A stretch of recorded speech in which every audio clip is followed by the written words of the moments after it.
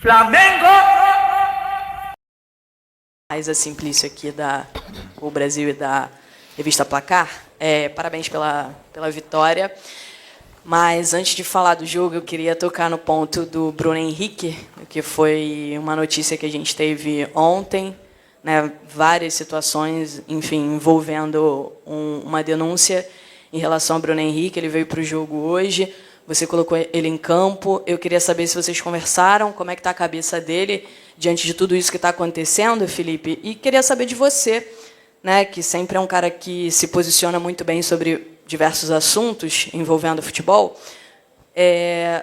Esse assunto específico, como é que o futebol, as instituições, os clubes podem trabalhar para que esse tema, né, das apostas esportivas, enfim, os jogadores, e a gente tem visto alguns casos no mundo de suspeitas, como é que se pode trabalhar para que se evite situações como essa do Bruno Henrique? A gente ainda não sabe o que vai acontecer, mas para que os jogadores estejam cada vez mais longe de situações assim. Bom, obrigado primeiro, boa noite. O Bruno, claro, conversei com ele, ele está normal, absolutamente normal, se apresentou com todos os companheiros. E, como eu falei na outra entrevista, ano passado, a mesma coisa.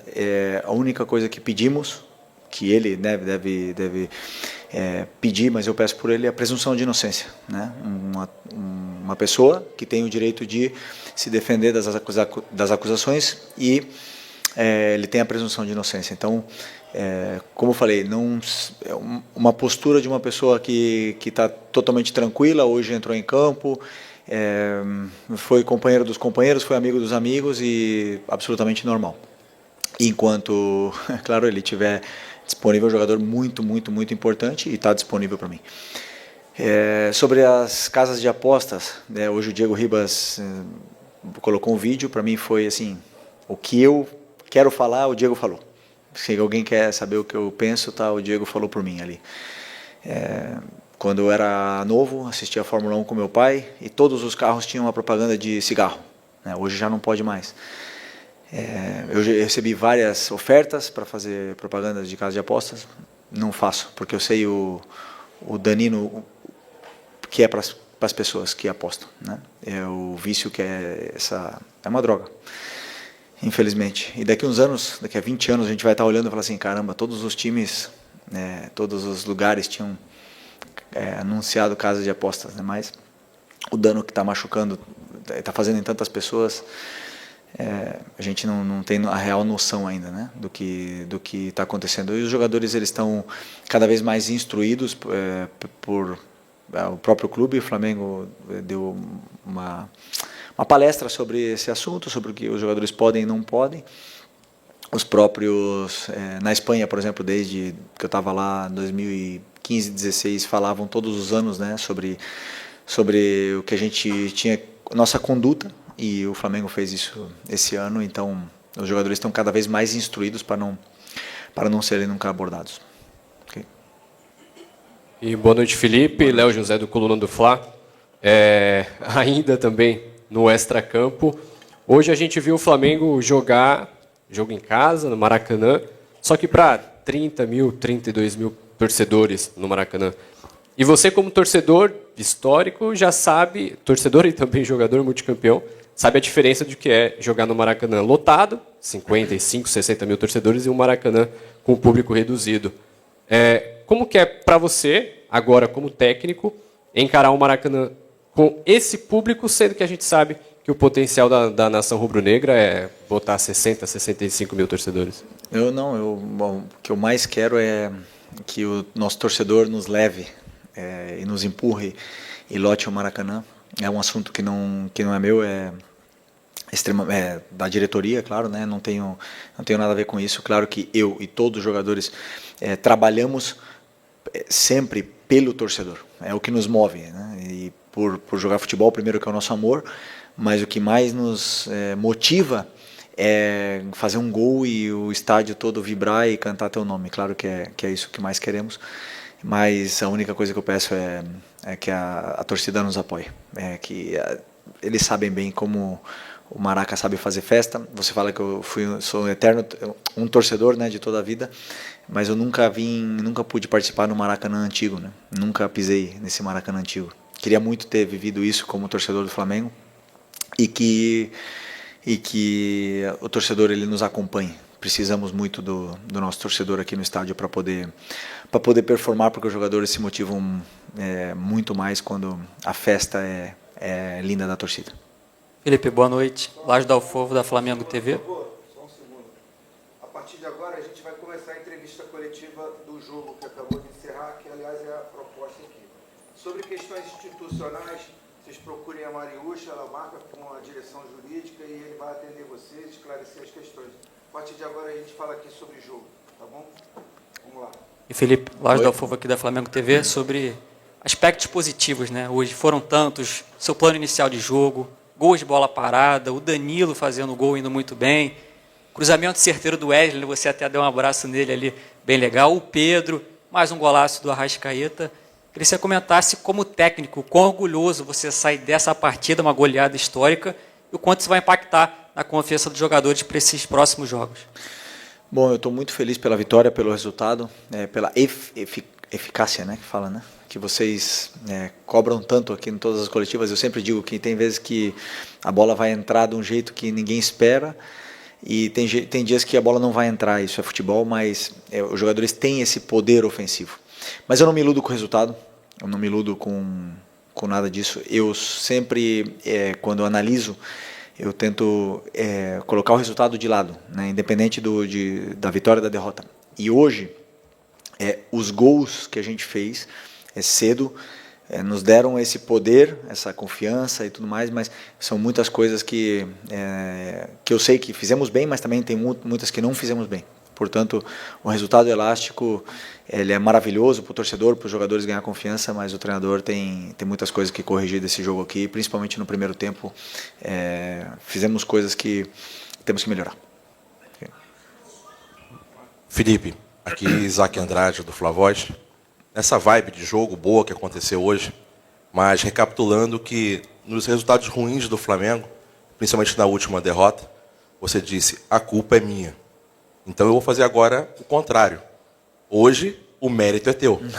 O que o Felipe Luiz hoje, né, que ganhou, que encantou e que já antecipou o chocolate para várias famílias rubro-negras, fez para ganhar da forma como ganhou do Juventude? Não, sinceramente, assim, eu falei nas outras coletivas e não tenho problema em assumir meus erros, né? E hoje aconteceram coisas durante o jogo que o plano ali que o teu companheiro falou, não foi totalmente perfeito, né? Na parte da defesa principalmente, mas os jogadores tiveram uma noite feliz, foram muito superiores, confiança lá em cima, o plano realmente ajudou, eles encontraram os espaços e machucaram muito, né, a defesa do Juventude de uma forma assim mais leve, né? Comparando com aquela derrota, hoje também, em referência ao último jogo, 3 jogadores saíram, igual que aquele jogo, e segundo vocês, o Central Córdoba era um adversário muito inferior, né? E serve de aprendizado para todos nós, né? Para vocês, para todos, que não é assim no futebol, não é fácil. E os jogadores, a diferença é que os jogadores têm uma ambição muito grande. Eles têm uma fome muito grande. Eu noto isso no dia a dia, no trabalhar, nas perguntas que eles fazem quando eles têm dúvidas, porque eles não querem entrar em campo com dúvidas. Então, como a gente fez gol cedo, de bola parada e tudo mais, aí eles se sentiram cada vez mais confortáveis no campo, o Juventude cada vez menos, e nos deu esse resultado elástico, que é muito bom para Pedro, para próprio Danilo, como falou, o Arrascaeta continuar no nível que ele está. Então é importante que essas vitórias elas venham e nos aproxime muito desse jogo que queremos com a bola, que é o mais importante.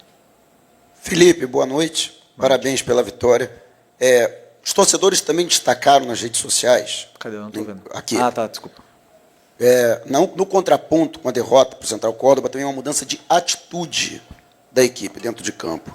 Até que ponto também o aprendizado daquela derrota, como ela veio, foi importante já para uma resposta imediata no domingo diante do Grêmio e, na sequência, essa vitória da maneira como aconteceu com o time, sendo mais objetivo, né, sendo mais dominante na partida e procurando também resolver o quanto antes possível o jogo. Bom que você me lembre desse jogo do Central Córdoba, porque eu não vou esquecer, né? Pelo visto vocês também não, mas claro que é um aprendizado e a gente tem que lembrar sempre para os jogadores, sempre. A derrota ela está aí. Se você não tiver no seu melhor dia, a derrota vai aparecer. Então, eu só não concordo com a mudança de atitude, porque aquele jogo contra o Central Córdoba a gente teve 2 chances, ou 3 claras, né? O Juninho teve uma chance clara no começo do jogo, que eu lembro agora, não estou lembrando das outras, para fazer 1-0, e a bola não entrou, hoje ela entrou. E isso dá uma confiança muito grande. A única diferença é que aquele dia, como a bola não entrou e nós tomamos o gol, o treinador cometeu um erro depois. E hoje a bola entrou, e os jogadores cada vez mais confortáveis. Então, a atitude eu não concordo contigo. O resto, que foi um aprendizado, não tenha dúvida que a derrota ela machuca, mas ela ensina muito.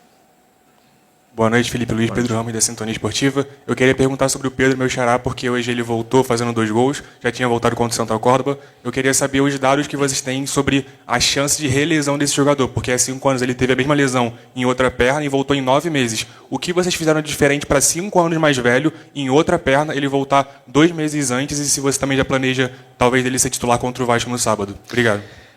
Primeiro, essa pergunta era para o médico, não é para mim, né? Porque eles que planejam, eles fazem o planejamento dos jogadores lesionados. Eu pego os jogadores que estão saudáveis, mas o que eu sim sei é que o Pedro na lesão anterior voltou em 6 meses, e não em 9. E nessa aqui ele voltou em 7. 6,5 e 7, uma coisa assim. Os dados, o doutor pode falar muito melhor do que eu, são mais do que seguros para nos dar a confiança de colocá-lo no campo. Então, claro que falta ritmo, falta algumas coisas nele que ele vai pegar conforme ele vai treinando e com a minutagem em campo, né? Então, não sei ainda se eu posso. Acho que não posso colocar ele titular. Pedro não pode jogar titular ainda. Acho que tem que ter uma progressão e não sei. Agora, que os jogadores estão sujeitos a terem recidivas, claro que sim. Mas não só ele, todos que entram no campo, que pisam ali, têm o risco de arrebentar o joelho. Todos, de todos os times do campeonato. Não queremos que aconteça com ninguém, mas as lesões e o futebol é risco. E quem entra no campo está correndo esse risco. Eu mesmo quebrei as 2 pernas. E estou aqui. Felipe, boa noite. Emanuele Ribeiro, do GE. Globo. O que impressiona, além do resultado, da postura, da atitude do time, é essa intensidade durante os 90 minutos, né? O Flamengo não deixou de jogar em nenhum momento, mesmo com 2, 3, 4-0 no placar, pressionando a saída de bola do Juventude. E essa intensidade é a marca também do seu trabalho, né? Acho que o gol hoje cedo ele condiciona o jogo, como aconteceu contra o Grêmio, facilita muito para o Flamengo jogar e se impor, como se impôs, né? Mas foi um jogo assim, em ritmo de treino, com você podendo testar, rodar o elenco, fazer testes ali na estrutura do time, mudando ao longo da partida. Qual que é a importância de ter esse elenco todo à disposição? Agora só o Vinha está no departamento médico. Acho que isso faz toda a diferença também para colocar em prática esse trabalho no dia a dia, né? Desculpa, qual foi a pergunta? A pergunta é sobre a importância de ter esse elenco todo à disposição para manter esse estilo de jogo, essa intensidade. Ok, sobre a intensidade no começo.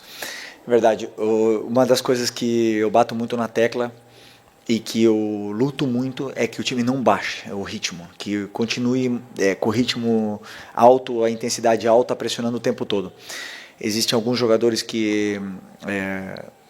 até mesmo porque estão voltando de lesão e tudo mais, que não conseguem manter o ritmo durante os 90 minutos, mas aí, complementando a tua pergunta sobre o elenco, as peças no banco e com o elenco todo disponível, são extraordinárias. E eu amo ter essa dor de cabeça, eu amo ver jogador bravo comigo porque não joga, porque isso quer dizer que eu tenho todos disponíveis, né? E eles fazem a intensidade aumentar, por quê? Porque o jogador que entra, ele quer fazer gol, ele quer dar assistência, ele quer fazer as jogadas, então ele pressiona, ele corre, ele luta e continua jogando bem com bola. E mantém o nível de intensidade da equipe. Então, claro que o elenco é o que faz essa diferença. E uma das coisas que eu peço muito é que com 2-0, por exemplo, 3-0, que o time nunca baixe o ritmo. E hoje eles fizeram isso e vem comprando essa ideia. Felipe, boa noite. Boa noite. Felipe, fazendo um recorte do jogo contra o Inter, do jogo contra o Córdoba e dos últimos 2 jogos, no jogo contra o Inter, o Juninho ele tem uma chance de cabeça, o Rocher, muito mérito dele também, faz a defesa.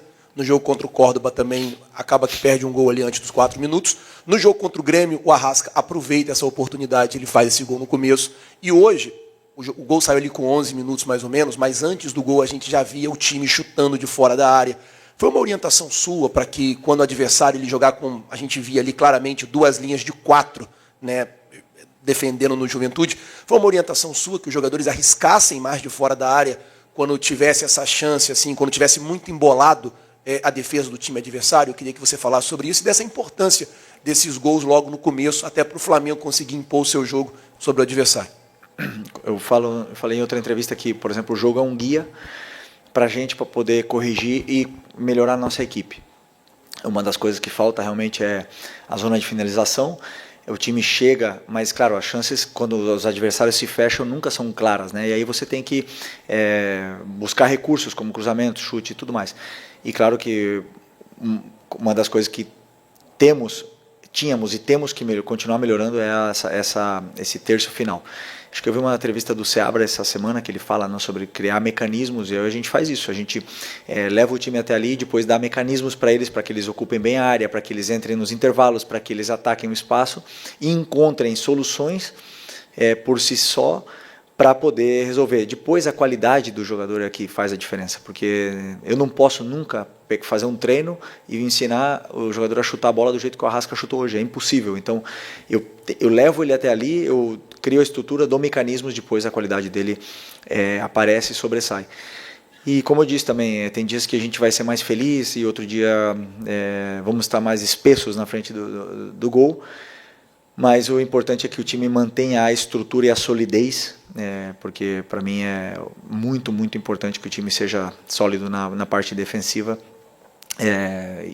que foi um dos guias que a gente teve que melhorar do jogo da Libertadores. Oi, Felipe, aqui à sua direita, Sérgio Lobo. Parabéns aí pela vitória. Queria que você falasse um pouquinho mais sobre o Arrascaeta, porque eu tenho percebido nos últimos jogos que o rendimento dele fisicamente tem melhorado muito. Queria saber se vocês estão fazendo um trabalho com ele diferenciado nesse sentido. E outra coisa, sobre o posicionamento dele. Também me parece que ele está jogando mais perto do gol. E ali ele é muitas vezes letal, como foi hoje, como foi contra o Grêmio 2 vezes. Você está reparando nisso também? Você mudou ele um pouquinho de posição, botou ele mais perto do gol e fisicamente. E só um outro detalhe, como é que está o Alexandre? Me parece que é na mesma lesão que ele teve no Campeonato Carioca, na mesma coxa, não é isso? Eu não acho que é a mesma lesão do Alex, eu acho que não é, mas falei com ele rapidamente, ele falou que foi muito leve, eu senti alguma coisa muito leve, mas vamos esperar o exame para ver o que realmente aconteceu, porque é um jogador muito importante, fundamental. Sobre o Arrasca, assim, o planejamento físico de um jogador que volta de lesão, de uma operação do joelho, que fica 2 meses e meio parado, descondiciona, a perna atrofia, e aí tem uma volta, um retorno, e conseguimos nesse Campeonato Carioca dando essa minutagem sem sobrecarregar um pouco, para ele também voltar ao peso normal, para ele recuperar os níveis de força, e somando treinos aquisitivos para que ele pudesse recuperar a forma física. Era questão de tempo, Com os jogos ele vai, e com os treinos ele vai melhorando, e uma das coisas que ele tem de bom é que ele se cuida, que é um cara que gosta de treinar, que treina com muita intensidade, treina todos os treinos sério, aquece sério, faz o trabalho de força na academia. Então o rendimento ele vai chegar, o físico vai chegar. E quando o físico tá bem, a minutagem vai voltar a dar a confiança necessária que o jogador perde quando fica fora, né? Fica lesionado. E hoje ele está já perto do prime do que a gente conhece. É um jogador muito diferente, como eu falei, é muito diferente. Ele é muito diferente. É uma loucura ver o que ele faz nos treinos e nos jogos. É um jogador que é muito especial. E sobre a posição dele, são ajustes micro, detalhes que a gente faz, mas não é o pisar na área ou chegar mais perto da área, é uma característica dele. É um jogador que tem números. Ele te dá gols e assistências altos durante uma temporada. Então ele dá quase toda a temporada mais de 10 gols e mais de 10 assistências. Portanto, é um jogador que pisa a área. Um jogador que não pisa a área, que não tem essa facilidade de chegar, ele não te dá esses números. Então, é uma coisa dele, e nos próprios treinos você vê que ele está ali toda hora, que ele está chegando porque ele tem esse faro, né, de gol e de assistência. Então, é mais dele do que meu, esse posicionamento. Boa noite, Felipe. Aqui, Sidão Marinho da Litoral News. O Flamengo faz um belíssimo início de brasileiro. É o time que mais cria grandes chances disparado. É o melhor ataque da competição também de forma disparada. Queria que você fizesse uma análise dessas 4 rodadas iniciais, se a equipe está produzindo tudo aquilo que você quer dentro do gramado. São 2 jogos agora em sequência, sem sofrer gols também. De que maneira você trabalha com os seus jogadores a partir de agora para manter essa regularidade dentro do Campeonato Brasileiro? É o campeonato que requer regularidade, 38 rodadas, para chegar lá no final e conquistar o título. Obrigado. É uma maratona, né? Mas o que eu peço para eles é fácil. Que hoje à noite comemorem, não podem sair, mas é porque tem jogo sábado, mas eu falo assim, que comemorem, que curtam o jogo, a vitória, que esqueçam tudo e que curtam essa vitória, porque não é fácil vencer. Não é fácil vencer. Confia em mim, não é fácil vencer. E curtam hoje e amanhã é Vasco. É trabalhar, preparar o jogo contra o Vasco. Vamos treinar com os jogadores que não jogaram. Sexta-feira vamos preparar o jogo e vamos para o sábado para tentar fazer um grande jogo. Não temos que pensar na rodada 30, nem na 38. Temos que pensar na próxima rodada. Esse é o meu pensamento, o que eles também consomem, é o dia a dia, é o jogo que vem, como diria meu treinador, é partido a partido, né? A gente trabalha assim e vem dando certo. Boa noite, Felipe. Bruno Castanha, B2 Esporte. A gente vem falando nesses últimos jogos sobre a falta de contundência, de efetividade do Flamengo nesses últimos jogos. Hoje não, hoje teve muitos gols e gols de cabeça, gol de fora da área, mas eu quero falar especificamente do gol do Plata.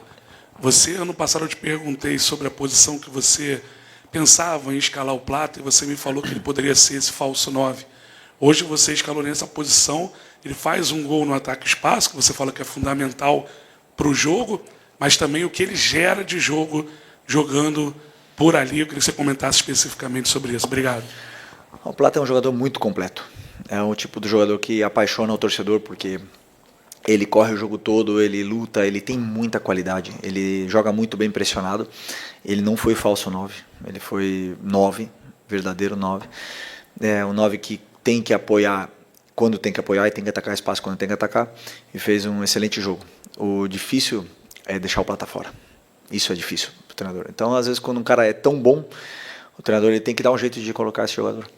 E por isso que eu falo, é muito bom ter essa dor de cabeça, porque quando não começa a Plata, pode entrar no segundo tempo, tem Luiz, tem Matheus Gonçalves que não jogou, e o Gerson pode jogar de volante, o Plata pode jogar de atacante. Eu vou mexendo essas peças desse jeito para poderem jogar, porque como é que eu deixo fora? O Plata ele é muito bom, e aí que eles brigam entre eles, e eu também quebro a cabeça aqui que quem sai ganhando com isso é o elenco. Felipe, tudo bem? Boa noite aqui no meio. Gabriel Rafa, canal Paparazzo Rubro Negro. Parabéns pela vitória. Felipe, hoje você teve um retorno importante, né, do Danilo, zagueiro, que a gente sabe da qualidade que tem o Danilo. Hoje foi um jogador que de 104 passes que ele deu, foram 100 passes certos, foram 4 passes errados durante todo o jogo, acabou fazendo gol também. Um jogador que acelera muito a partida. Queria que você falasse sobre o retorno do Danilo e como você enxerga essa briga pela posição lá atrás, né? Você tem o Léo Pereira e o Léo Ortiz, que eram jogadores que ainda são jogadores com maior minutagem no ano, com exceção do Rossi, claro. Como que você enxerga agora com o retorno do Danilo essa briga pela posição lá atrás? Obrigado, parabéns pela vitória. Um jogador, não preciso nem falar, né, do nível desse jogador. Vocês viram hoje e vocês viram na seleção, viram a carreira que ele fez, então não dispensa comentários a qualidade que tem esse jogador. Que você falou dos 104 passes que ele deu no jogo e 100 certos, mas quantos desses passes foram passes importantes para frente, que rompem linhas, passes que nos levam até a área do adversário. Isso são os passes que eu conto, não o número deles. Então, é um jogador que escolhe o passe certo, a jogada certa, né? E isso, para mim, é muito importante. Não escolhe a jogada mais difícil, escolhe a jogada certa. E, além de tudo isso, é um líder, é um cara que tem comportamento de líder, de capitão, um cara que se comporta com uma liderança natural e contagia muito os companheiros. Então, desses caras que é muito bom ter como jogador.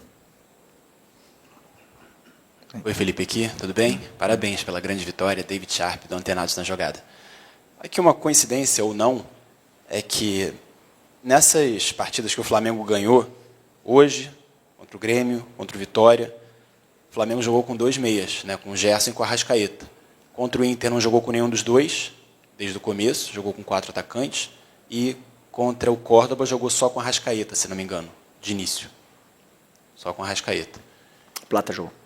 Plata, que faz muitas funções. Mas até que ponto, eu já te perguntei isso outras vezes, né? Os dois jogando fazem toda a diferença, não só pela qualidade deles, mas pelo próprio sistema do time, né? Hoje eu vi o Arrascaeta, até como o Sérgio Lobo falou, próximo do gol, mas também ali muito pelo lado esquerdo e voltando o tempo todo para buscar a bola, para sair jogando com o time. Até que ponto isso faz diferença? E eu queria propor uma pergunta filosófica também sobre esse negócio de aposta, já que você falou muito bem, concordo completamente, se você puder responder, obviamente, porque partindo do princípio ainda que fosse verdade que o Bruno Henrique combinou, o que combinou com os parentes e tudo mais, o que isso de fato implica negativamente para o futebol, espetáculo, e para os torcedores, no caso daquele jogo que o Flamengo acabou perdendo, foi no final, na prática, pelo menos na minha opinião, não implica nada de negativo para o esporte, para o jogo de manipulação de resultados especificamente, né? Bom, sobre o... Eu já até esqueci a tua pergunta. Dos meias. Sobre os meias, é muito fácil responder a tua pergunta, que você citou o Internacional, que eu joguei sem meias. Não joguei, eu não tinha meias. Ou seja, vocês falam, quem meias eu tenho no plantel? Arrasca, Gerson e Plata. São os 3 jogadores. Quem faz a meia? Luiz Araújo faz a meia. Matheus Gonçalves pode fazer a meia. E aí? Quem mais faz a meia? Então, eu joguei sem meia. Sim. E quem eu coloco na meia? Então, tem coisas que o treinador faz porque inventa, né, um ataque de treinador, que eu chamo. A gente acha que vai ganhar de uma forma, a gente inventa, bota 4 atacantes, e tem outras coisas que eu não tinha esses jogadores disponíveis para colocar na equipe, os 3, Gerson, Arrasca e Plata, e aí eu elaborei um plano de jogo onde eu achava que poderia dar resultado, e fizemos um jogo superior ao do Inter, finalizamos mais, tivemos mais chances e não vencemos, não importa, é futebol. O meu trabalho é esse, é achar soluções para a equipe dentro desse quebra-cabeças que eu tenho que montar e deixar o time mais fluido possível. Quando o time está com todos os jogadores disponíveis é mais fácil, quando tem lesões, quando tem jogadores nas seleções, claro que é mais difícil de montar esse quebra-cabeça, mas é meu trabalho e eu gosto, eu aproveito, eu desfruto. Sobre as apostas já foi respondido a primeira pergunta. Okay? Felipe, boa noite. Ian Repia, Faz Andar e Sintonia Esportiva. A gente já traçou alguns paralelos, você já falou também sobre a derrota na Libertadores para o Central Córdoba, traçando paralelos com o jogo de hoje também. Naquela ocasião, você foi muito criticado por parte da torcida e da imprensa também por ter feito algumas mudanças, não ter entrado com um time que muitos acreditam ser o titular, né? Poupou ali o Gerson, o Pulgar, o Wesley. Hoje você também promoveu muitas mudanças e a gente viu um jogo espetacular do Flamengo. Você já falou que tem coisas para corrigir, sempre tem, mas o Flamengo foi bem superior, fez um placar histórico no Maracanã. Isso, de certa forma, é um recado, passa um recado para a torcida e para a parte da mídia de que as mudanças vão acontecer de acordo com o que você tem à disposição e com o plano de jogo traçado para aquele jogo. Que não foram as mudanças o motivo pela derrota do Flamengo, assim como não foram as mudanças também só o motivo para a vitória de hoje. Não, é que assim, aquele dia, sobre as mudanças, né? Tem jogadores que não estão em condições de começar e jogar os 90 minutos. Então eu prefiro deixar como opção. porque o risco de colocá-los no campo toda semana é o que aconteceu com o Alexandre hoje. É um risco que eu corro. E eu escolho correr, às vezes escolho correr, às vezes escolho poupar. Poupar não, preservar do jogo. Mas não foi esse o motivo de ter perdido o jogo contra o Córdoba. E as críticas são válidas. Elas foram justas, não por poupar, senão pelo plano de jogo, que foi errado. E não tenho problema em reconhecer. E vão acontecer outros que vão dar errado. E talvez a gente perca também, ou talvez os jogadores ganhem por si só dentro do campo. Então eu não tenho problema em ser criticado, em ser vaiado, que a torcida me cobre, porque quando eu já falei, eu vim pro Flamengo, eu sei como é que é esse clube e eu vivo bem com isso. O problema desse trabalho aqui é que eu gosto até quando dá errado. E quando tem crise, eu gosto, eu desfruto, eu aproveito, eu melhoro, eu cresço e é assim que eu vivo. Claro que não é confortável, não é nada agradável, mas é parte do meu trabalho. E não é mandar recado a ninguém, não quero mandar quando vence, nada disso. O que eu quero é vencer o jogo, vencer o próximo e chegar num objetivo nosso que é estar lá em cima no final do campeonato. Flamengo!